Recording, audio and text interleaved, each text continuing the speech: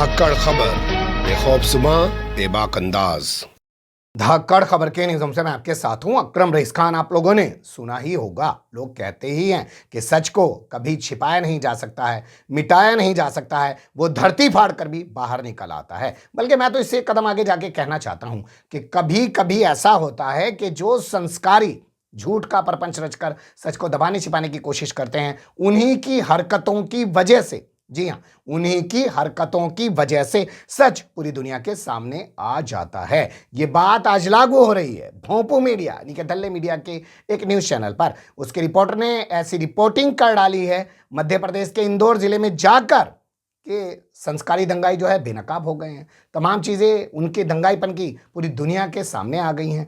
अब ये पत्रकार नौकरी पर रह पाएगा कि नहीं रह पाएगा हम नहीं बता सकते हैं, लेकिन इतना होने के बाद से संस्कृति मंत्री एक्टिव हो गई हैं। उन्होंने पुलिस पे दबाव बनाना शुरू कर दिया ताकि संस्कारी दंगाइयों के खिलाफ कोई कार्रवाई ना की जा सके। क्या है ये पूरा घटनाक्रम और क्या इसके मायने निकलते हैं, एक एक पहलू से आपको कराऊंगा रूबरू। चलते हैं खबर की तरफ।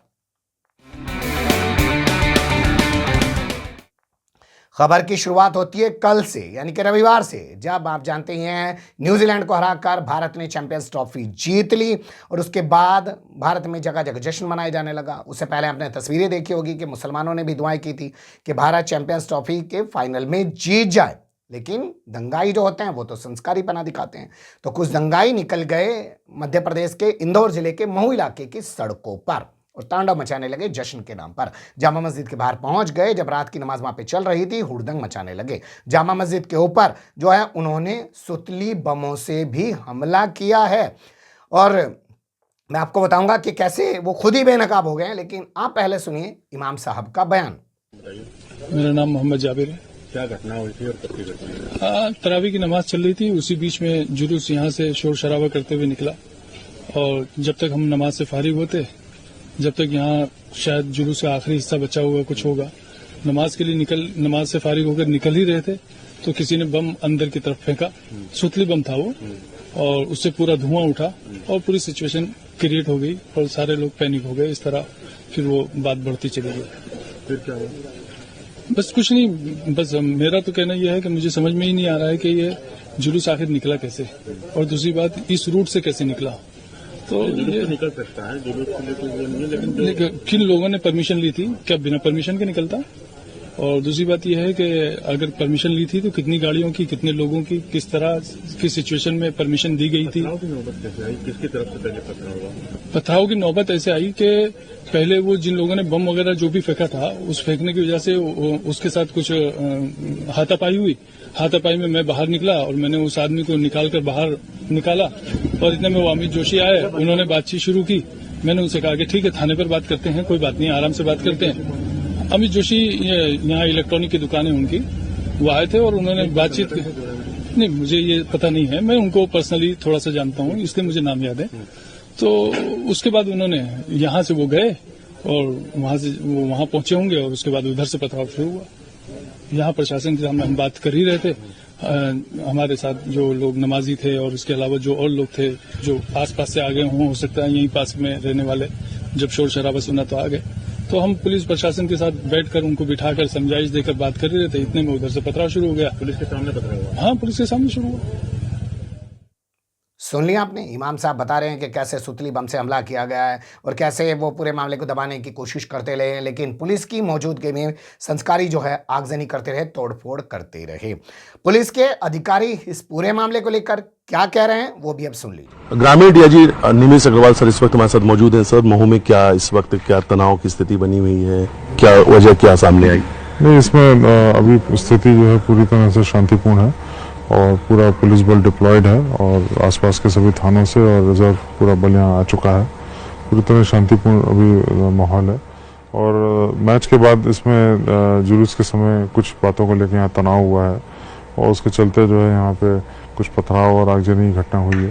पूरी तरह शांतिपूर्ण है और मैं सबको ये सख्त रूप से बताना चाहूँगा कि कोई भी जो है यहाँ पे शांति व्यवस्था बिगाड़ने के जो है मंसूबे ना रखे और निश्चित ही जो है जिन लोगों ने अभी ये पूरा कृत्य किया है उस पर जो है उन पर कड़ी कार्रवाई की जाएगी। सर, फोर्स की हम बात करें सर, इस वक्त यहाँ पे कितने फोर्स बनाए हैं? यहाँ पे है सैकड़ों की तादाद में फोर्स आ चुका है और पूरे हमने जो ये मध्य क्षेत्र है महू शहर का, ये पूरी तरह हमारे जो है पुलिस के पेट्रोलिंग में है। सोशल मीडिया पे सर कई सारे वीडियो भी वायरल हो रहे हैं जिसमें कुछ लोग कपड़ा चेहरे से ढका हुआ है, गाड़ियों में आग लगा रहे हैं, घरों में आग लगा रहे हैं, ऐसी तस्वीर सामने आ रही है। हाँ, वीडियो कुछ आए हैं, वो उनका हम इस्तेमाल करेंगे और इस तरह के जितने भी एलिमेंट्स हैं उनको आइडेंटिफाई भी करेंगे और निश्चित ही उन पर कार्रवाई होगी। नकाब लगा लगा के आगजनी कर रहे हैं, सोचिएगा। और इनका तांडव तब तक ही पूरा नहीं हो पाता जब तक कि किसी मुसलमान को गाली ना दे लें, किसी मस्जिद को जाके अपमानित ना कर लें। यही इनका संस्कार है, यही असल में इनका धर्म बनकर रह गया है। यकीन नहीं आ रहा है तो मस्जिद के बाहर की तस्वीरें देख लीजिए।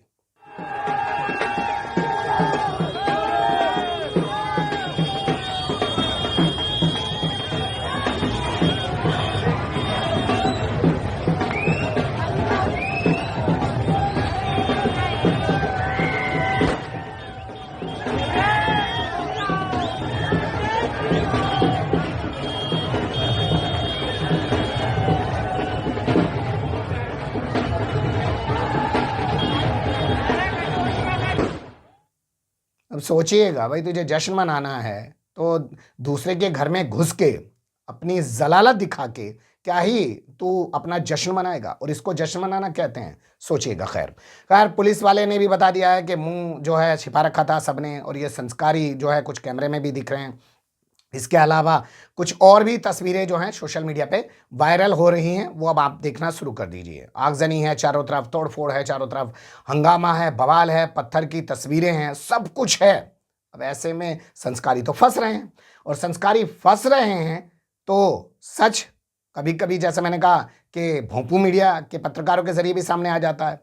तो सुन लीजिए जी न्यूज की इस रिपोर्ट को। सब जो यहीं के थे आरएसएस के, और ये हम पहचानते भी हैं, सामने आते हैं, सब यहाँ रहते हैं इधर। यही लोग इन्होंने लगाई। मेरे घर में चल के देखो, पूरा सब तोड़ फोड़ करी। मेरी वाइफ बीमार है, पेशेंट है, कैंसर की पेशेंट है, उसको मारा, बच्चे को मारा, सब जो घर में जो है कितनी बोतलें और वो सारा दुकान में आग लगा रहे थे।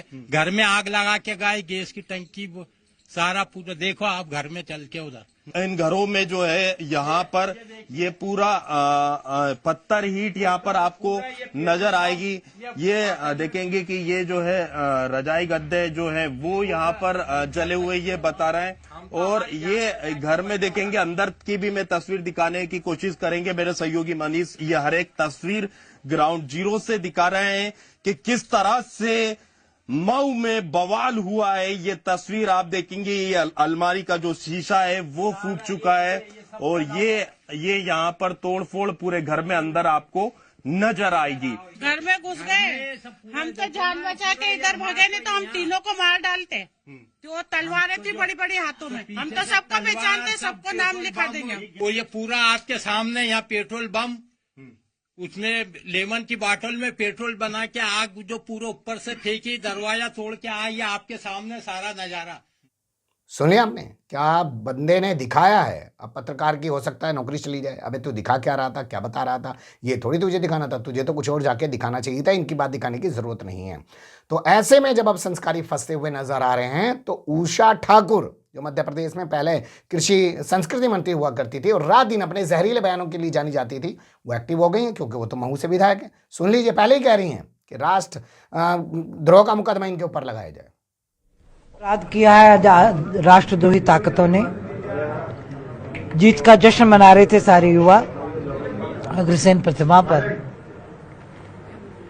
और बस इसी दरमियान पथराव शुरू हुआ अल्पसंख्यक बस्तियों से, और सारा देखते देखते महू में कहीं गाड़ी जला रहे हैं, कहीं डीपी जला रहे हैं और लाइटें बंद कर रहे हैं। सबके वीडियो हैं, पर्याप्त पुख्ता प्रमाण है, सबके खिलाफ कठोरतम कार्रवाइयां होंगी, रासुका लगेगी और देशद्रोहिता का भी धाराएं इन पर लगनी चाहिए जिस प्रकार की हरकत आज इन्होंने की है। दीदी, पूरे देश में जश्न का माहौल है। आज भारत की बड़ी जीत हुई है आईसीसी चैंपियन ट्रॉफी की, लेकिन ऐसे कौन से लोग हैं जिन्हें जब भारत की जीत का जश्न मनाया जा रहा है उस वक्त कुछ लोग पथराव करते हैं? अब ये कौन है जो यहीं जन्मे, यहीं का खा रहे, यहाँ की सारी सुविधाओं का लाभ ले रहे, फिर भी इनको उस भारत देश की जीत से तकलीफ हो रही है? तो ऐसी देशद्रोही मानसिकता को तो कुचलना ही होगा, कठोर कार्रवाई करवानी ही होगी। कोई पुलिस की जांच की जरूरत नहीं है, अब कुछ करने की जरूरत नहीं है, ऊपर से फरमान आ गया है। यहाँ का मुख्यमंत्री भी ऐसा ही बयान दे देगा। और इससे पहले आपने देखा जब पिछली सरकार में यहाँ का गृह मंत्री हुआ करता था नरोत्तम मिश्रा, वो फिल्में बड़े गौर से देखता था, किसने भगवा कपड़ा पहन लिया है और किसने मंदिर में जाके जो है किस तरीके से फिल्म का एक दृश्य फिल्मा लिया है, उसको लेकर बड़ा एक्टिव हुआ करता था। वैसे ही ये हुआ करती थी, रात दिन जहरीले बयान दिया करती थी। अब एक्टिव हुई हैं, ये नहीं कह रही है कि पुलिस जांच करे, दोषियों के खिलाफ कार्रवाई करे, सीधा बताने की कोशिश कर रही है कि किन के खिलाफ कार्रवाई की जाए। सच और झूठ सब कुछ आपके सामने है, आप बाकी तय कीजिएगा। पर यही कहूंगा कि भैया कभी कभी झूठ बोलने वालों के जरिए भी सच सामने आ ही जाता है। फिलहाल के लिए भी इतना ही। कमेंट्स के रूप में आप लोग अपनी राय दे सकते हैं, खबर को लाइक कर सकते हैं, चैनल को सब्सक्राइब कर सकते हैं और ज्यादा से ज्यादा हमारी खबरों को शेयर कर सकते हैं। फिर ऐसे ही किसी से लगते हुए अब लेकर मैं आपके सामने होऊंगा हाजिर। फिलहाल अभी मुझे दें इजाजत।